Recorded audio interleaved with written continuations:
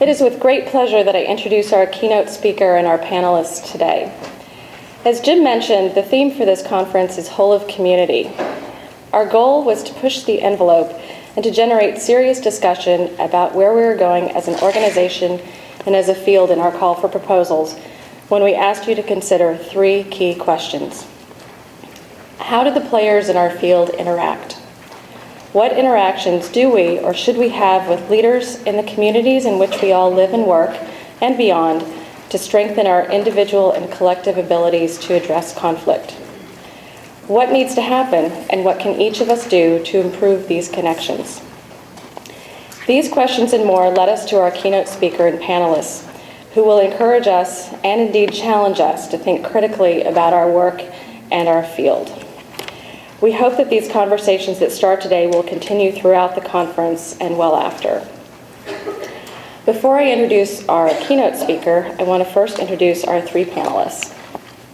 Robert Benjamin, here, has been a practicing mediator and negotiator and arbitrator for over 30 years. He presents negotiation, mediation, and conflict management workshops, seminars, and training courses nationally and internationally. He is an adjunct assistant professor at Washington University, George Warren Brown School of Social Work, and adjunct professor of mediation in the conflict resolution program at Indiana State University. He is a former president of the Academy of Family Mediators and a former member of the board of the Association of Family and Conciliation Courts. He has both a law degree and a social work degree from St. Louis University.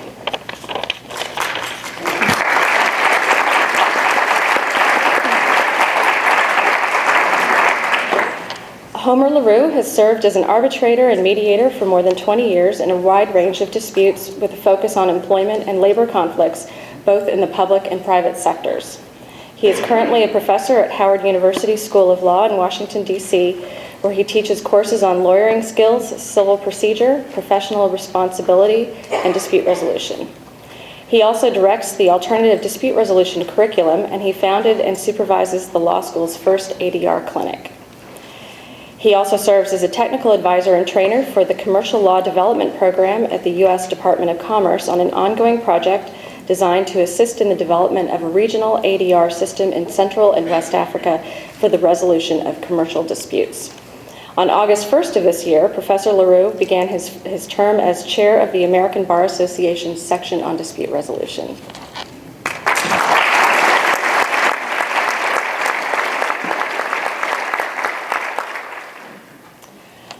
Dr. Joyce New has been engaged in conflict assessment, mediation, and facilitation activities at the Track 1 and Track 2 levels in many countries in Eastern Europe and across Africa. She recently founded Facilitating Peace, which is a nonprofit network designed to provide expert assistance in all phases of the peace process.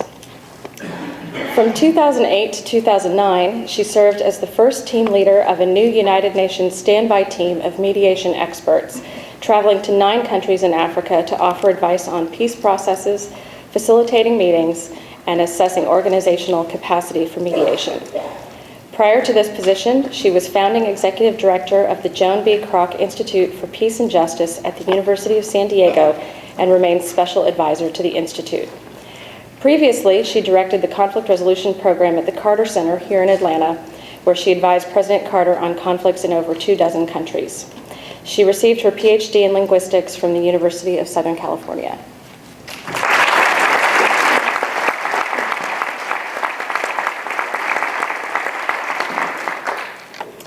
Now on to our keynote speaker, Dr. Wallace Warfield. Dr. Warfield is currently a professor at the Institute for Conflict Analysis and Resolution at George Mason University in Arlington, Virginia. Dr. Warfield is a reflective practitioner trained in the area of public administration and public policy, making use of a full range of theory in the analysis of conflicts and various approaches used to manage, mitigate, and resolve such conflicts. He teaches laboratory simulation, practicum, and theory courses, and his fieldwork has involved interventions and training in complex, multi-party conflicts involving communities and organizations in the U.S. and abroad. Along with other ICAR faculty, he has conducted research and training projects in conflict settings in Africa and South America. Dr. Warfield is on the editorial board of Negotiations Journal and is also the author of numerous publications. He is a past president of the Society for Professionals in Dispute Resolution and a member of the Board of Reference of the Conflict Transformation Program at Eastern Mennonite University. Prior to his affiliation with ICAR, Dr. Warfield served as a distinguished visiting fellow at the Administrative Conference of the United States. At ACUS, he was responsible for helping federal agencies build alternative dispute resolution processes into their administrative systems and developing and implementing training for a wide range of government offices.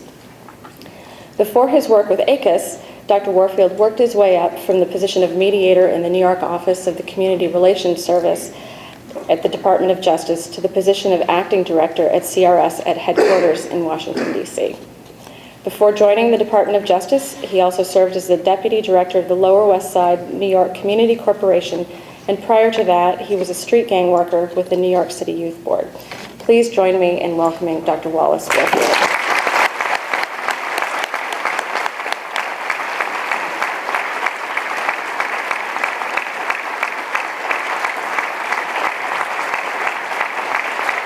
Thank you, Rachel. I started all this work when I was actually 10 years old. You know, Jim talked about the very sternly turning off your cell phones, putting it on vibrator. So this semester, this is the comment I always give students at the beginning of this semester, first day of class. So I say, put your phones on vibrate. And whose phone went off first? Mine. So the way this is supposed to work this morning is I'm going to speak very briefly for about 20 minutes about some things that have been on my mind about what's going on in the field. And then I'm going to make a vain attempt to moderate this panel. And they're going to have a few things to say about what I've said. And then they'll come in, then we'll sort of open it up for just a general discussion for the panel for about another 25 minutes. Is that the idea? I think so. And then a Q&A from all of you. So the title of the conference is Responding to the Whole of Conflict in the 21st Century. My title is Responding to the Whole of Conflict in the 21st Century, Challenging Conventional Identities. And as I was mulling over what I was going to say a while back, I was taken by the title of this conference, Convening the Whole of Community. And I said, you know, actually conflicts are forms of communities. So a conflict can be a community in and of itself. And I don't mean community in a demographic sense. For example, ACR has done wonderful things with respect to communities of color. For example, the work that Homer LaRue, Marvin Johnson, S.Y. Bolin, Susan Dearborn has done for ACR has brought the level of attention about the conditions that affect communities of color and conflict to a point that I think we can say that they really put it on the map. When I speak about the conflict of a community, I speak about it from the standpoint that a conflict has presenting issues, but surrounding that presenting issues are a whole network of social conditions that affect that conflict. The culture of the conflict, the relationships that are a part of that conflict situation, the structures of that conflict are all part of this notion of a community of a conflict, if it doesn't sound like too much of a distortion. So this concept of a community of conflict has resonance to me because I believe that the dispute resolution, conflict resolution is central to major social dynamics taking place in the U.S. abroad. As Bernie Mayer noted in his book, Beyond Neutrality, with a few exceptions, ADR, CDR is marginalized when it comes to complex social conflict. Whether that be poverty, scarce resource distribution, intrastate conflict, persistent and organic organizational conflict, and so on. It seems to me that ADR, CR initiatives are relegated to tinkering around the edges of these conflicts. It's sort of like the iceberg metaphor. So you know the iceberg metaphor is 15% of the iceberg above the surface of the water and 85% beneath the surface. And we tend to respond to the 15% above the surface of the water and 85% that's below the surface doesn't get treated.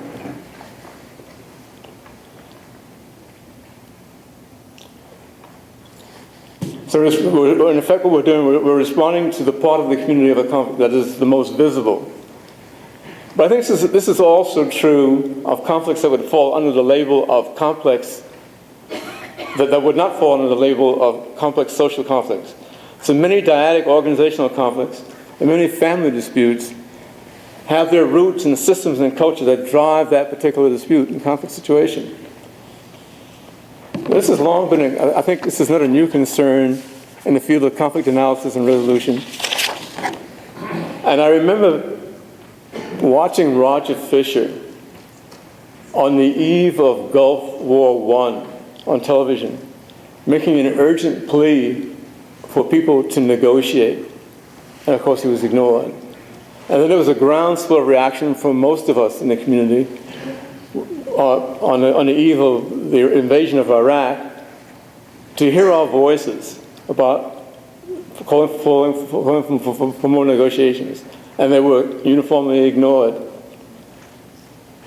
Troy Duster, who was a sociologist at UCLA, I think Troy is now at NYU, was a part of a conference that we had at UCLA when UCLA was becoming one of the new Hewlett centers. And Troy made the comment that when real conflict hits the ground, conflict resolution is nowhere on the scene. He was speaking shortly after the 1992 Los Angeles riots, and there was really no visible role that was apparent that conflict resolution was there doing anything very much in respect to that situation at all. Now, it's possible to take exception to Troy's notion of real conflict, in the sense that to a family that's in dispute, to divorcing couples, to people who are in disputes between a manager and a subordinate in an organization, that conflict is certainly real for them. But Troy makes a point. And the problem, as I see it, is that my sense is that practitioners have embraced a case practice culture via the iconic image of the mediator, and have largely ignored the opportunity for developing innovative forms of practice demanded by the complexity of 21st century conflicts. And I think part of the issue is the issue of identity and the culture of practice. So if you think about identity as being the story we tell ourselves about ourselves, we all have these stories, identity stories. Now, there are multiple identities. So I am a man, I'm an African-American man, I was raised in New York in a multicultural environment, part Puerto Rican, part African-American. I'm a professor, so all these are different identities. But the professional identity that drives most of us in this field is this image of the mediator. And the story we tell ourselves about that. Brian Jarrett, in a recent article in Negotiation Journal, in the Journal of Dispute Resolution, said that there are actually two mediator identities going on simultaneously that are in tension with one another. One deals with the generic mantra of the mediator as an external, neutral, and impartial third party, and the other is a fractionating of practice into competing sub-identities: evaluative mediator, facilitative mediator, transformative mediator, narrative mediator, and on infinitum. And each of these identities is competing with one another for a little piece of the marketplace. And if you know who you are, then you know who you're not. So the reason why I know who I am is defined by who I am not. And then almost invariably, that definition takes on positive, negative connotations. So for example, you can take this room and control for gender and age and put this room in one, if you could fit half of you in one corner of the room and the other half of you in the other corner of the room, and tell each other, make up stories about who you are. And then make up stories about the other group. And almost invariably, the stories that you make up about the other group are negative. So each of these sub-identities have the positive identities for themselves and negative identities for people who practice in other kinds of ways. So in effect, this becomes one's espoused theories, as Donald Schoen would put it. The theory, but what actually happens in the deep, dark space of practice is what really happens. And what we know happens in that dark space of practice is you do whatever you have to do to get an agreement with parties. That's the theory in use. But there's a tension between the espoused theory and the theory in use. Now, if we're confused about our identities, the public really is as well.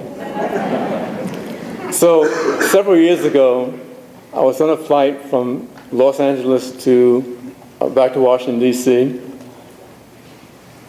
and boarding the plane had not taken off yet.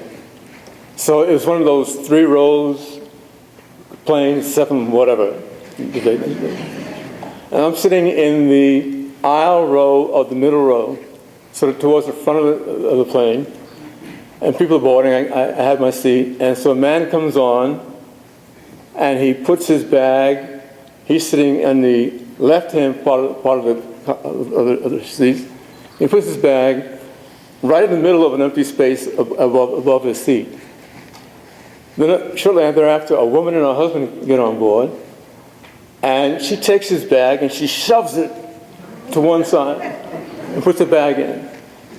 And the man says, "How dare you shove my bag to one side?" And she says, "I'll put my bag any place I want." Classic conflict escalation.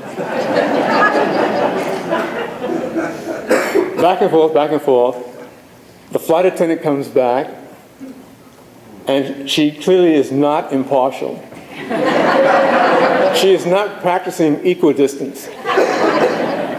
She says to the woman, in effect, it's like, "It's your fault this is happening, and if you don't apologize to this gentleman, I'm going to call the captain." And so we're all sitting here in this overheated plane, and this thing is going on. So Wallace, what are you doing sitting here? Do something about this.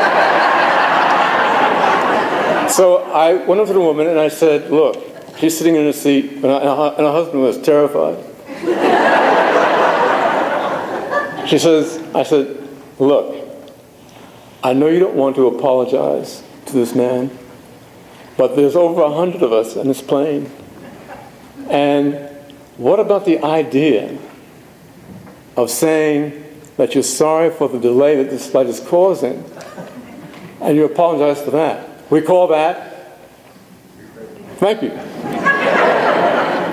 So she goes forward, and apparently this takes place, and they come back, and the flight attendant, she sits down, and things must have worked out.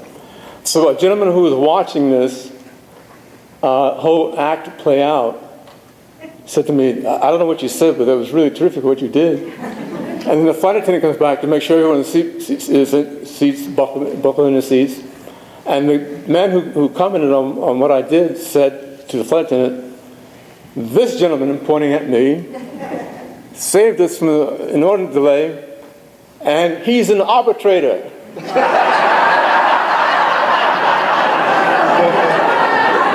Oh well. I'll take it. But I'm saying, in effect, that a change in practice would require a change in identity, changing the narratives and myths of practice. Robert said last night in our dinner meeting to remember to say, in effect, that P.H. Gulliver said back in 1979 that really 3 parties at the table. Dyadically, the parties who were involved in a disputed conflict, and the mediator is a party. We forget that we are a party. And we tend to assume that all the irrationalities belong to the parties, and that we are these rational actors that follow these linear steps to get parties reach an agreement. And we park, metaphorically speaking, our own irrationalities. We bring those irrationalities to the table. And we need to be honest about that. That whether or not it's issues of race or gender, or you just had a dispute with your spouse that morning, that gets on the table. And that creates a kind of dissonance that we tend not to acknowledge in this field. Now, part of the problem... Robert, can I get some water? Did you drink out of this glass? Absolutely. H1N1. Now, part of this problem of this iconic image of the mediator has become in a notion that we struggle for professionalization. And the way we see ourselves as professionals, I think, is this comparison to the legal field. So Jim Willamette and Jarrett and others talk about the legalization of mediation, which becomes a part of this iconic image.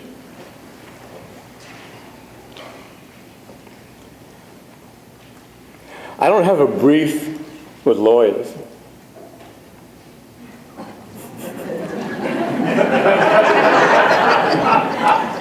But the concern I have about this is that if aspiring third parties all try to climb into the same rabbit hole, as lawyers, we're going to have a problem.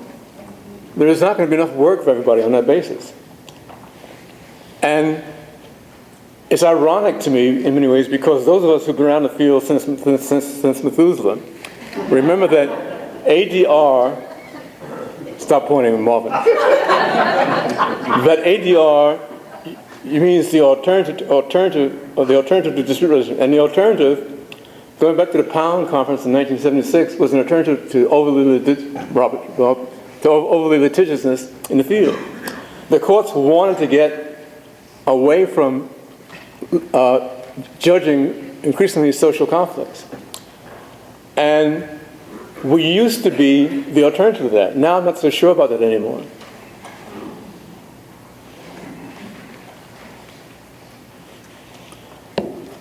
Then the whole issue of credentialing and evaluation.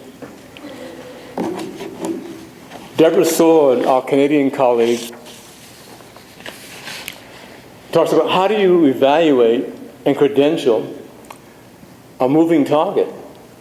So in effect, if Victor or others of you that I know are doing your work, you know very well that you're pulling from different categories of practice and different skill sets.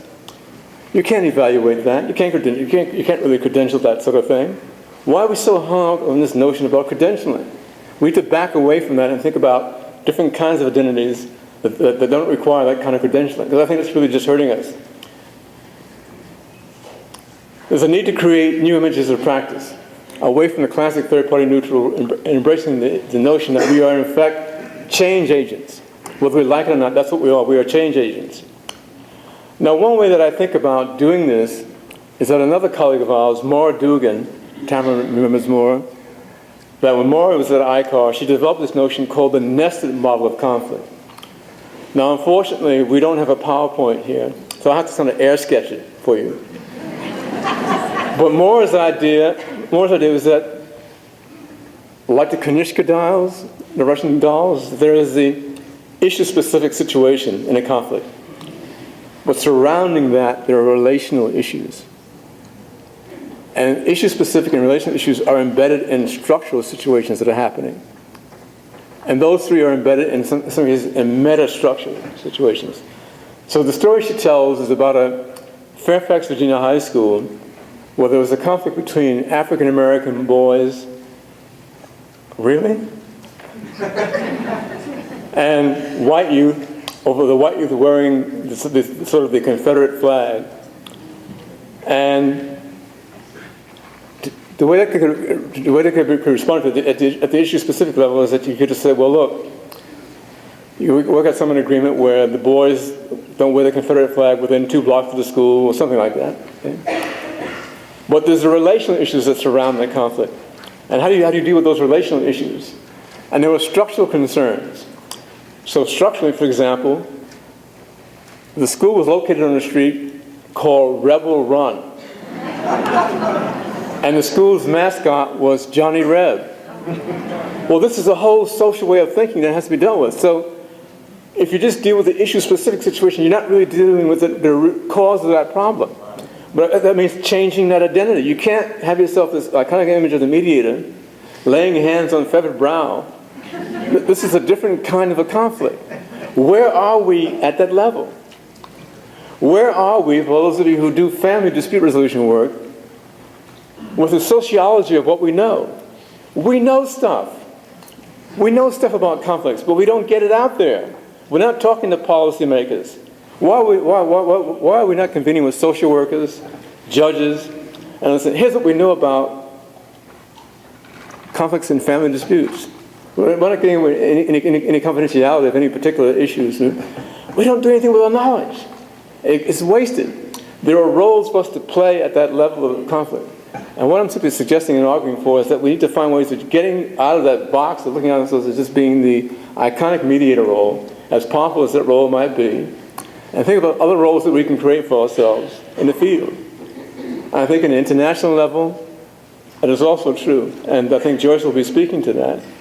But I'm simply making a plea here to change the image that we're locked into, create new images of ourselves, move more towards the preventative end of the situation. You're still doing an intervention, but it's a different kind of an intervention that requires a different kind of identity, and we need to create new narratives and myths about that identity.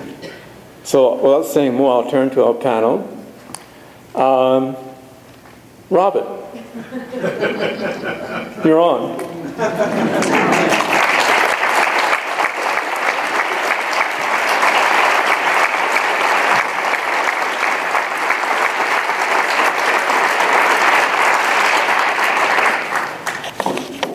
Many years ago, when I was a mere child, and I looked up to the elders in the field of Wallace and Homer,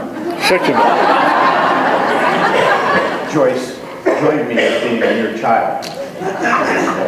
We share that. So it is a distinct honor and quite sincerely to have the opportunity to engage with the likes of Wallace Warfield, who has been one of the most significant figures in forming the early structures of this field that brings us all here today. One of the very first things that I want to note that because we don't pay enough attention to history of that, either in our field or perhaps in our country, that for the first time in human history, we have paid attention in the course of the last 25 years to the systematic study of how do you manage conflict. We have tried to institutionalize it in our courts, for better or for worse. I have my own concerns about much of that institutionalization.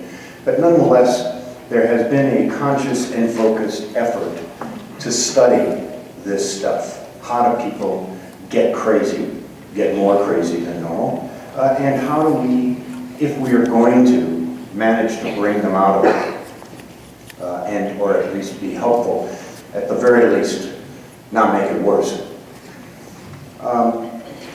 The piece that I've heard in terms of what Wallace said that I think is terribly important in terms of forging a new identity that must be kept in mind, and it intersects with some of the rants that I have had for a number of years, is in fact how we have constricted and limited ourselves, imposed notions as we become increasingly professionalized with what we're supposed to be.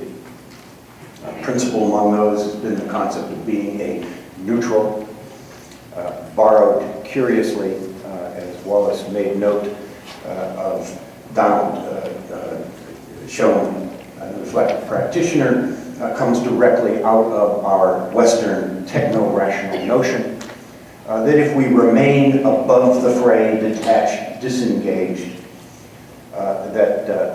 and we become the objective problem solver, that's what it takes.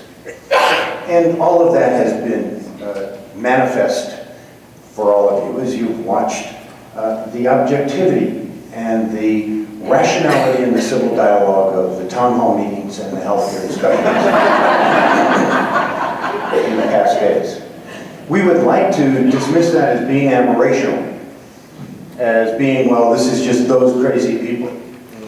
But I rather suspect that if we really look at conflict, it's what besets almost every conflict in any context, be it Joyce's work in the international community where lives are being lost daily, or work in a divorce matter, or in an employment matter, or an environmental matter, that cognitive neuroscience and psychology has suggested to us that we are not at all the rational decision makers that we'd like to believe, that our Western techno-rational culture has tried to create a myth of, and that when we come into the room as mediators, in many ways we're as nuts as they are.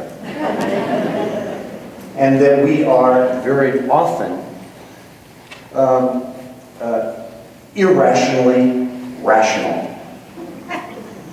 You know, that what we do, in fact, may in fact make things worse. Our models, our notions, interest needs, separating people from the problem, all worthy notions, but insufficient. And to the extent that Wallace is now talking about, exceptionally importantly for our field, because I think that it goes beyond merely how we practice, but I'm going to throw into the mix very quickly that it very well may mean whether or not the field survives. I'm going to be offering that as we look at this, we may be, in fact, we will have a choice. Now, I don't want to be too cynical. That has been the common role expected of me. And I'm going to try and depart. Marvin, shut up. You lie, Marvin. You lie! You lie! He's been waiting for this for I don't know how long. I was hoping to have a civil dialogue. But history is, of course, a great level. And so as our notions from many years ago, the notion of those of us who came out of either the labor movement or community justice, working on the streets. Wallace's experience hopefully is not lost, and for many of us should not be lost. The ideas of negotiation, mediation early on, the seed of it, the genius of it, was that a human being could come in and engage other human beings in some kind of a discussion and draw them out. And I dare say that all of you in this room, to the extent that you are practicing, experienced practitioners, have had those elusive but brief but occurring moments of genius. And in those moments of genius, you said the right thing at the right time, and it made a difference for how people looked at things. And it, in fact, may have spelled having or helping them come to agreement. I'm also going to bet, if you look at that moment of genius that you experienced, that you brought up from inside yourself, from I don't know where the hell, but it came there at the right time. You didn't learn it in any training, and you didn't learn it in any book. Now, the book learning and the training may have helped you to have set the base for it, the discipline of it, but it was that, as Wallace said, that tacit knowing, that feeling for this thing. The question is after 25 years, will we be able to maintain the spark, the flexibility, the feeling of we are a human being trying to connect, bringing some measure of analysis, but also bringing some measure of, if you're really going to make a difference, passion to this. Now, in every family, in every organization, in every profession, this is an ongoing issue historically. How do you maintain the spark? How do you not become just a hollowed out shell and forget your original purposes and intention? And I must say, fearful that we may be doing that, so that Wallace's call to action here, a reevaluating our role and what it is we think we're doing as third parties is absolutely critical. I think that we need to examine, last sentence, we examine not only our models of practice and our notions, that we may be too wed to that techno-rational model and need to go beyond that. And the only final thing is, I guess the question is going to be, is negotiation in and of itself an ideology? Or is it a skill set? How much do we have a moral commitment that we hide within what we think we're doing that may get in our own way? Provocative questions, Robert. Joyce? Thank you. Thank you, Robert. Actually, I'm going to start with this issue of the moral imperative to what we do by looking at an article that came out a number of years ago by Mohammed Sahnoon and Gareth Evans called Responsibility to Protect. And one of the motivating factors behind international mediation efforts is this notion that there is a responsibility of humanity to protect those who are being killed.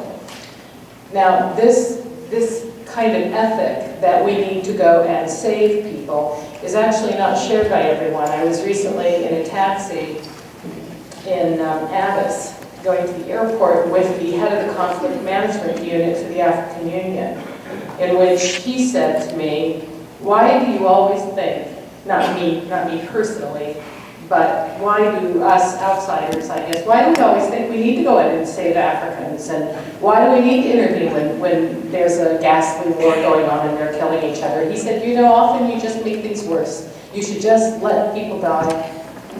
Because maybe we will kill X number of people and then it'll be over. And you coming in make it worse." That really stunned me. I cannot agree with him. I think there's something about this that to me seems fundamentally wrong. On the other hand, there's something about it that seems fundamentally the truth, which is that often those of us coming in to intervene have our notions of what we're doing. And when you look at certainly the U.S. intervention over the last 8 years in Afghanistan, Iraq, our work in Somalia, we don't have much to be proud of in terms of saving human life. If we're not looking at whose lives, we're just looking at life. We're not doing such a great job in that, and certainly the community of conflict resolution folks is not doing so well. One of the questions that we have is, how do we respond and who responds? And in the last 15 months working with the UN, with the Department of Political Affairs Mediation Support Unit, they're trying to develop a community of conflict. They're trying to develop a community that can be responsive to these crises. And so they've created this standby team of mediation experts to jump into crises and to try to help in peace processes. As most of us know, parachuting into conflicts really doesn't do it.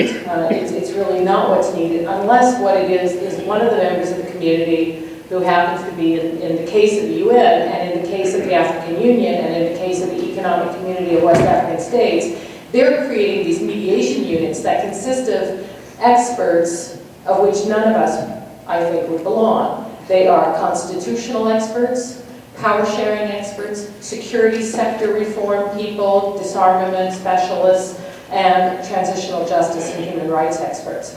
These tend to be their categories of experts that they include. Mediation is assumed to be part of your DNA. If you're a diplomat, you were born with that gene. And so there is not, in terms of the professionalization, there is often a lack of understanding that the notion of mediation or peace process, that there's some good practices out there. And some of the people who have no training whatsoever are fabulous. And some people who don't have training, who don't have training are really terrible. But the UN and these organizations are trying to create their own communities this way. But one of the issues is that we have not done our job well, because the jargon has permeated the diplomatic community. So now you hear talk about conflict transformation, you hear talk about conflict management, and they'll use the jargon, but they have no clue what it means. I recently was reviewing a paper written by somebody which talked about multi-track diplomacy, and multi-track diplomacy meant for them that there were more than two parties to the conflict, that there's no relationship to what we mean when we talk about multi-track diplomacy. So there's a lot of jargon used, and it's used in a way which actually undermines us, in the sense that after the war in Bosnia and after the genocide in Rwanda, the UN and the US came out with requests for proposals to go in and do peace-building work. And in their proposal, someone from our community had been there and said, you've got to bring civil society together. You have to bring these different ethnic groups together because, you know, you have to start getting them to coexist and to live together peacefully. So all the RFPs right after the genocide in Rwanda called for inter-ethnic, even though Hutu and Tutsi are not really different ethnicities, that's an argument there, but they called for them to work together. So you could not get any work to do peace building in Rwanda or Bosnia unless you were bringing these ethnic groups together, ignoring the fact that there's a lot of work that needs to be done first before you force these people to come together. So it isn't that I'm against coexistence, it's just you can't expect people to come together after a genocide or after a major war without doing a lot of work. So I think that our identity as conflict resolution experts, mediation experts, etc., is being borrowed, but it's being used in ways where it's assumed that the diplomatic community, in the international case, knows what to do, and that they are the ones who are singularly able to do it. And those diplomats who know they're not singularly able to do it, and forgive me, but they are almost all men. In the case of the United Nations, there are virtually no women who serve as mediators. Out of all of the special representatives and the Secretary General, there has been just one woman appointed this year who is dealing with a crisis. Most of these people who've reached high levels of government, including heads of state, former presidents, serve as mediators. Even if they know they don't know, they're embarrassed to ask for help, and they don't know how to get help, and they don't know what help they need, and worse, they don't even know that this expertise exists out there. So they often don't know to whom to turn. So we have a lot of work to do in order to build a community that is actually more expansive. Finally, I would say in terms of our identity as mediators, I think we need to give this up a little bit. Because one of the things in international conflict is, as a third party, you're never going to be the one to bring peace.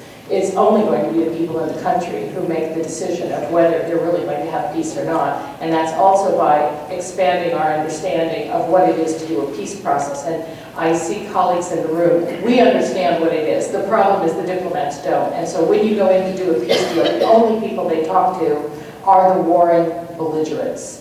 They are not talking to the women, they're not talking to the youth, who are the ones sitting on the corners, who can easily get Kalashnikovs or AK-47s. The peace process is very narrow. Again, we need to be expanding this and to be working more with these people, which many of us are, but again, we have limitations with funding and other issues. And we need to be handing over more to people in the country, and I think working more at that level, so that any agreement reached is an agreement that has roots in the community, that is truly the whole of the community, and that can be implemented by the whole of the community. Thank you. Thank you, Joyce.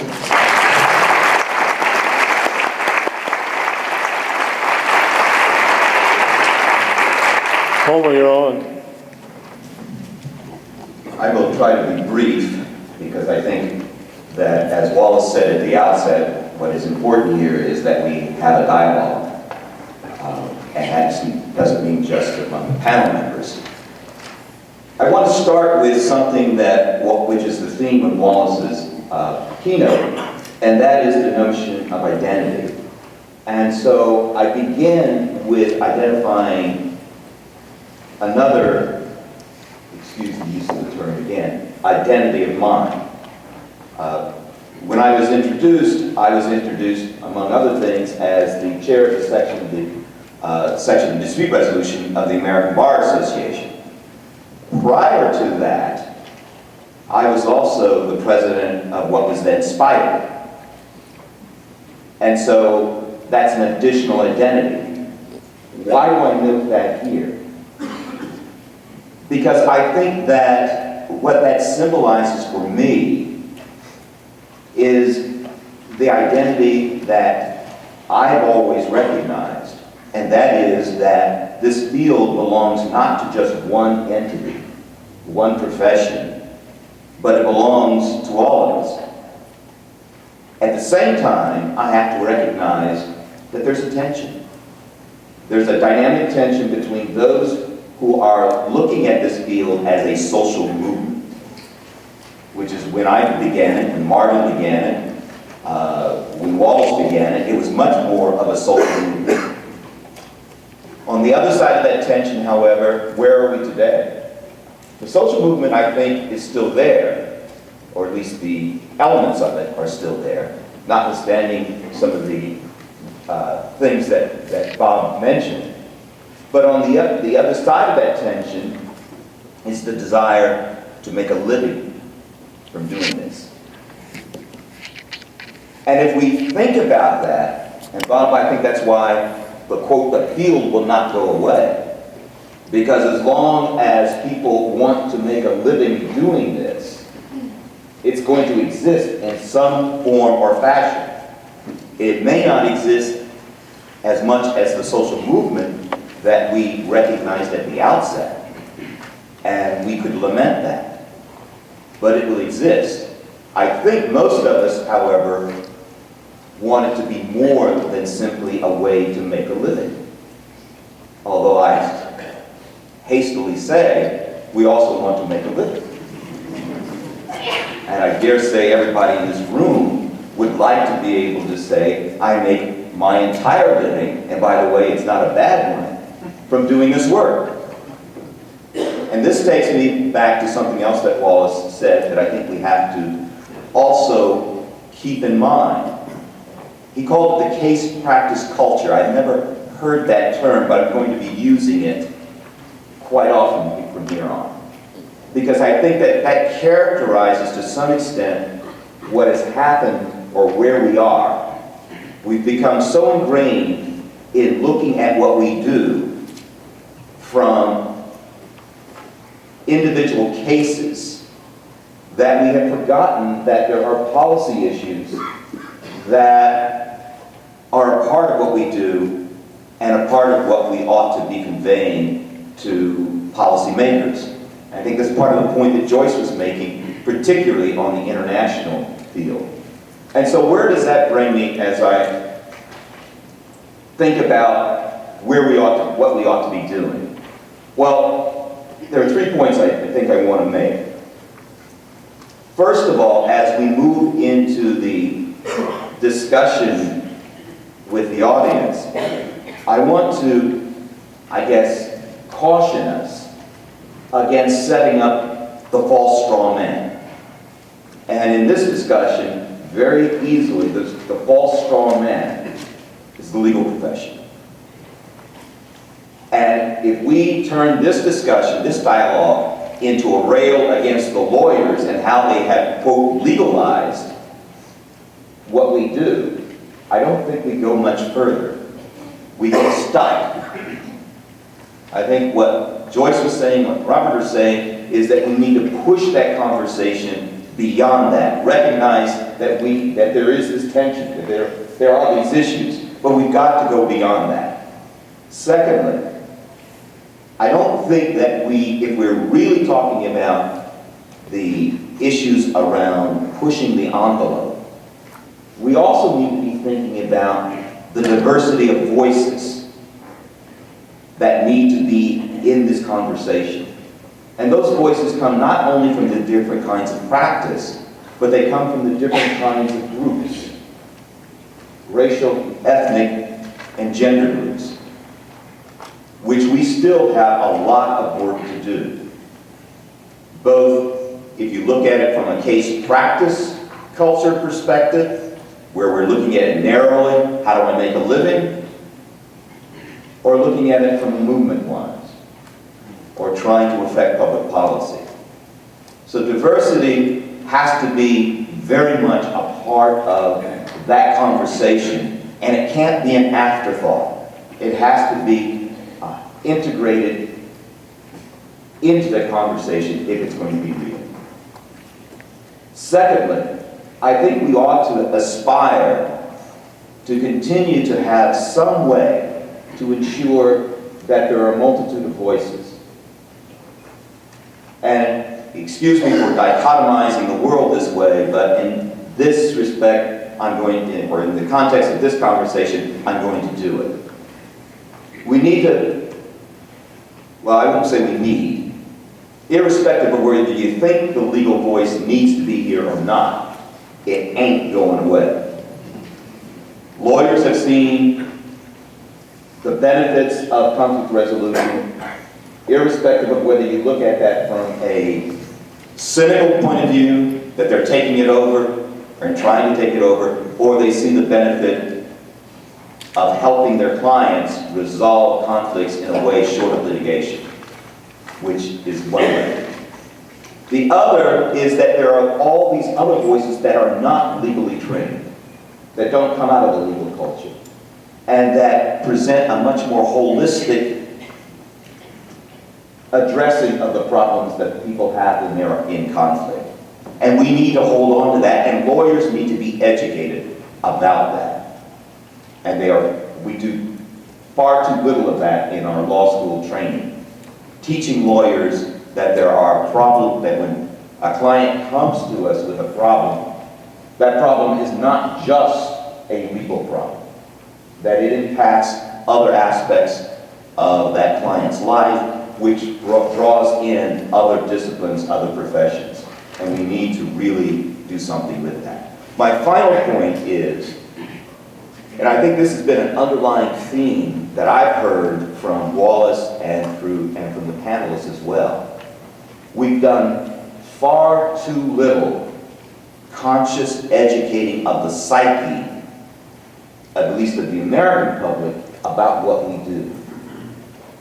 A friend of mine some years ago, and I've told this story to a few people, said to me, and I disregarded it at the time, that we will not make it as a field, as a profession, whatever you want to call it, until we have a TV show. A TV show called The Mediator, The Conflict Resolver. Because how do Americans understand the legal system today? The practice, law and order, you name it. We could go, and some of us, like Marvin, can go back even further.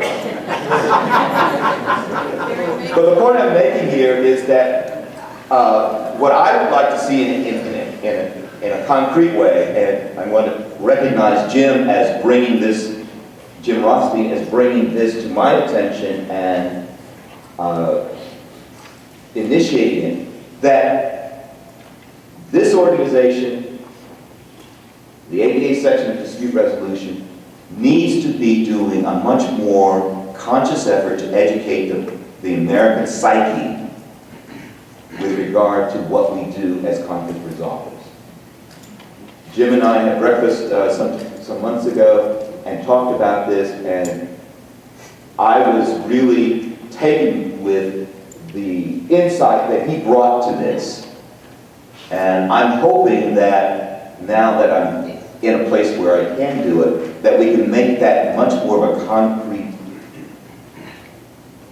effort and initiative, and not one in which ACR is doing one thing, the section is doing another thing, another organization is doing another thing, but that there is some coordination, always recognizing that we all are going to have turf issues. That's part of what we have to resolve. So the education initiative, I think, is what underlies what Wallace is talking about. Not only do we have to understand these different identities, but we also need to understand that we need to do a much better job about talking about educating the public about what we do. Thank you, Wallace. Thank you, Wallace.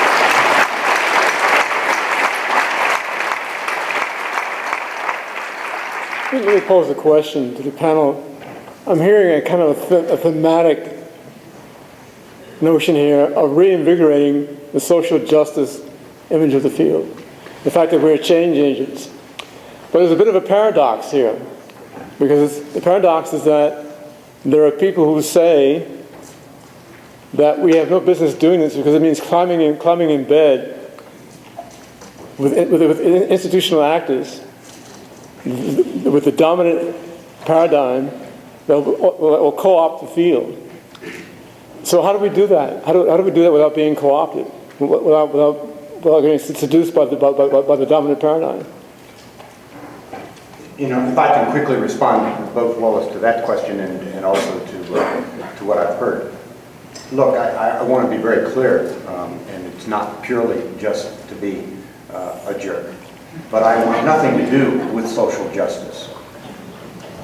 I don't think that that's the best focus for our field, and I'm very concerned about those that do imbue our work with a social justice theme. I think that as a marketing piece, in fact, Homer, in terms of educating the public, one of the biggest disservices we've done is building ourselves as peacemakers. You come into a room, and I think that this is in part what I hear Joyce saying, that she gets into the most difficult conflicts, and they are not reserved for international conflicts where people are dying. They're right here. In a divorce, I appreciate that it's not the same as what's going on in Somalia, but it feels like it to the people involved. And so if I say to them, win-win, and I say to them, you can all be satisfied, and I say to them, cooperation and collaboration is a good thing, and be reasonable and trusting and cooperative, they're going to look at me like I'm nuts, and they should. And darn it anyway, I don't think we help ourselves. I don't think that that is our providence. And I think that it's time for us to get more realistic, because as we talk about educating people, and we talk about really getting out, have we noticed, please, folks, after 30 years, and I'm looking around this room very quickly, and you all look as passionate and as enthusiastic and as vital as you were 30 years ago when I saw many of you. Note how many younger people are not in the room here today at this conference. Note how, in many ways, we have not reached out and found a younger audience. And there may be other reasons for that. But may I offer this? In terms of our message, the education, it's not just a question of educating, it's what the message is. And may I offer that most people in our culture, perhaps especially in our culture, hate to negotiate. When there's a conflict, the first thing that comes to mind, it is not neurochemically ordained, as is fight or flight. It is not neurochemically ordained to negotiate. That takes a conscious, intentional act. That's what all the neuroscience is teaching us. That the brain is a pretty messy thing. So that you go out there and you say, you can save time and you can save money. And you can control your life, and it sounds all nice, and it can be win-win, and it's not zero-sum, and all of the crap that we've learned. People look at us like we're nuts, and they should. You are idealistic. You are asking me to do something where I am going to be essentially appeasing and selling out. We have not made this, and while I think that the social justice theme may be important on some level, I don't want the role of mediator or third party confused with being the advocacy for any particular theme. I know you could survive in your work in an international theme, and that's an important place because that's really the crucible of where this stuff is tested, is when people's lives are on the line. Robert, thank you so much. I've already had a cold shower this morning. Over. Bob and I have had these conversations many times, and Usually over a drink. and a cigar. Doing it sober is much harder. Much more difficult. We can't be quite as candid as we are in those. But here's my take on just the one aspect of what Robert's talking about when he takes issue with the peacemaker. I agree with much of what he says. I think that the content of the education And what we do as mediators, as third parties, when we walk in there, is that we recognize that very often the parties want to get to someplace different from where they are, but they don't know how to do it. If we do bring anything, and this is probably where the misnomer comes from, if we do bring anything to it, we hopefully bring some expertise about how do you get from where you are, all in this chaos and messy place, to someplace where you would like to be. And as a result of being that catalyst, we get termed a peacemaker, which I think Robert is correct. That's probably, to the extent that you're carrying that baggage in there as the third party, it's probably inappropriate. It is not inappropriate, however, to recognize that what you are taking into that room, hopefully, or into that dispute, are some insights about how they can get to a better place or get to the place that they want to be, different from where they started. And that's where I think we're not doing a very good job. Joyce, what about from an international perspective? Thank you. I would say this is why I love my human rights colleagues in the field, because I think Homer's analogy is a very good one of leading people. And I would say it's like a train wreck. A conflict is like a train wreck in a way, and our role is to put the train back on the tracks and to show them the way. Yes, also in terms of international, there is this notion of impartiality, not neutrality, in the sense that if you are trying to get some kind of an agreement, you're not neutral in terms of what agreement is reached. Last night at our dinner, I was giving the example of the Dayton Agreement to end the war in Bosnia. Basically said, oh, the Bosnian Muslims don't have many weapons, they were the victims, let's arm them up. And let's arm them up to the level of the Serbs. And so the US government kindly sold the Bosnian Muslims a lot of weaponry. Now the Balkans is not exactly a stable region. So to me, this was what I would call a neutral agreement, socially, morally empty. Because the parties agreed, the parties were happy. Oh, good, more arms in the region that they can trade or do whatever they want with. But the mediator, the mediating team should not have been satisfied with that, in my opinion. We should not have been neutral, we should have been impartial, but not neutral in terms of no values. I mean, there are certain fundamental values that I think you bring into a mediation, and if people agree on something that is really deplorable and can cause damage and harm, of course drawing the line is difficult, but still, I think that's an issue. But being an advocate for one particular outcome is, again, what I leave to, and what I think many of us rely on our human rights colleagues to do, because they can be the advocates for the oppressed and for the disenfranchised, whereas our role is really to get the train back on the tracks, as I see it. Thank you, Joyce. Let's hear from you. I said put your phone on vibrate. It wasn't your phone. That was mine.